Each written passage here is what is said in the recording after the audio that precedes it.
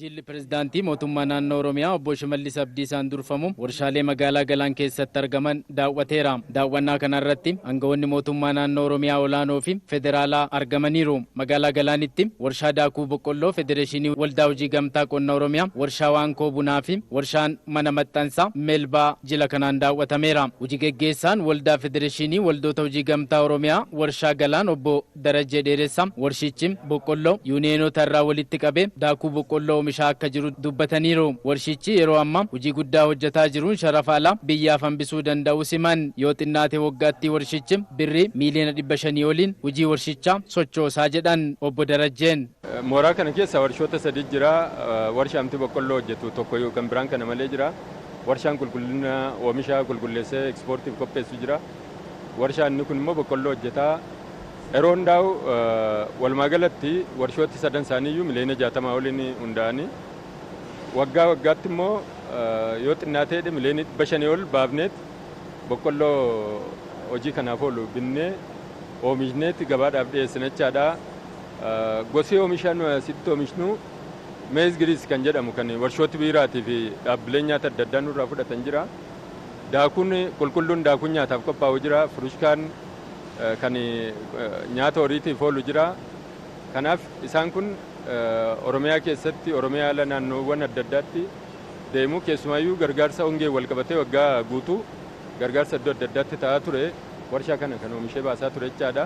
Magaalicha keessatti warshaan biraa jila pirezidaantii mootummaa naannoo Oromiyaa obbo Shimallis Abdiisaan durfamu daawwatame inni biraa mana maxxansaa Meelbaati. Hojii geggeesstuu olaantuun warshichaa aadde Maartaa Balaay warshichi kaapitaala birrii biiliyoona 2.8 hojii kan jalqabe ta'uu ibsuudhaan yeroo ammaa hojii milkii qabu hojjetaa jiraachuu dubbatan. Namoota hojii hin qabneefis carraa hojii uumuu danda'eera jedhan. Ijoollee 270 hojii carraa uumneerra. Gaafa kapasitii 70 hojjechaa jirra. Gaafa 100 hojjennu carraa hojii amma 500 uumuu dandeenya. Warshaan maxxansa Meelbaa yeroo ammaa torbaanitti maxxansa biiliyoona 1 akka maxxansaa jiru dubbatan aadde Maartaan. Warshaan kun isa tokko kan argitu kuni 65 sa'aatii tokkoon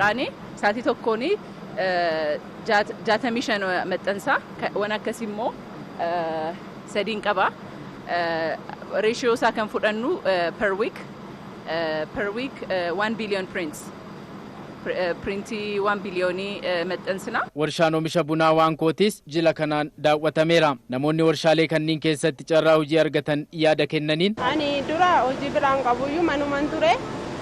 Gallaan dirijiituma kanan seenee ergan dirijiitii kanan seenee immoo baay'ee fayyadameera. Faayidaa guddaas irraa argadheera.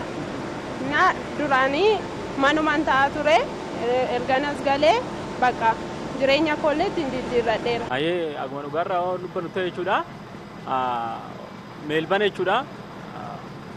Kan dhaabbate yookaan immoo kan hundeeffame reefuu waggaa tokko lakkoofsee jechuudha. Haa ta'uti garuu hojjettoota as keessatti anaaf akka nama tokkotti jechuudha amma hojii naa uumeen jira jechuudha. Hojii naa uumeetii irraa as keessatti hojjechaa jira jechuudha. Namni muraasa illee namoonni anaaf fakkaatan baay'eetu hojii argatanii jiran jechuudha. Akkasitti hojjetaa dhaabbilee isaaniitti hojjechaa irraa jechuudha.